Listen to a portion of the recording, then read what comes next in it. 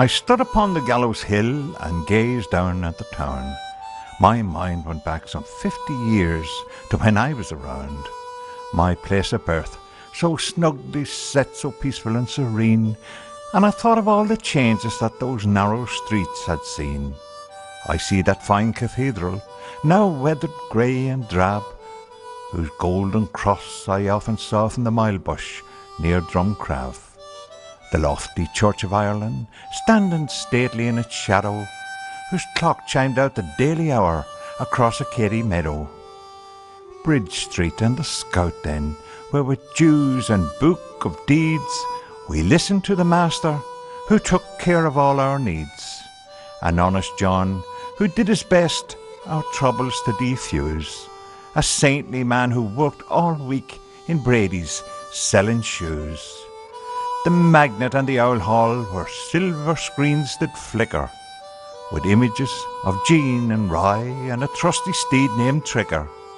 Outside those doors we'd weekly queue, we'd jostle, shove and push, to hold our place in what was called that damn fourpenny rush. The brothers' school where tears were shed, where boys were taught to read and learn about the many things that one day we would need, where teachers dressed in cassocks black and Brother Mark was king, where leather straps did rend the air and caused our hands to sting. And then St. Patrick's College, where the well-off boys did go, but not for me, an ordinary lad who lived up in Own Row. The tech for me, to learn to work with metal and with wood. My mother said in later life, those skills will do you good. A stone of spuds from Harry's, the coal from Fagin's yard, some paint and paper from the stores, then buyers for the lard. A piece of shin from Hickey's, a vest from Morris Brady's, a part-worn suit from Anthony Farrell's, then Vera's for the ladies.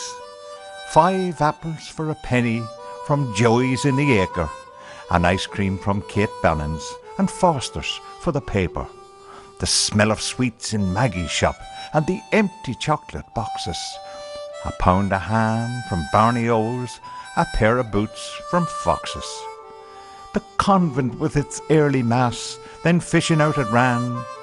The Sunday march to Breffni Park with the Cavan Labour Band. Some oranges from McCaffrey's, a half-time treat for all. Then watch our local heroes play a team from Donegal. Diving from the springboard that stood at Swelling Lake. Sitting in the central, drinking tea and eating cake. And then, before the Cayley, go with Tolly for a jar, or take a spin to somewhere else in Rafter's hired car. The town hall, where we often danced to Eugene Leddy's band. With polished shoes and brill-creamed hair, we thought ourselves so grand. 'Twas there we met the local girls, and those from Ballinya, and swung our way through jigs and reels with some as old as Ma. The lovely old pavilion, where Dixon's band held sway, and thrilled the dancers gather there with music of the day. A place where hearts were broken, or sometimes joined forever, where afterwards young lovers kissed near the road to Killynebber. Wolfe Tone Street and its barracks, where I joined the FCA, the yearly trip to Gormanstown, 2 weeks on army pay, the church parade on field days, and the shooting on the ranges, with dinner first in Donahoe's, all free by prior arrangement.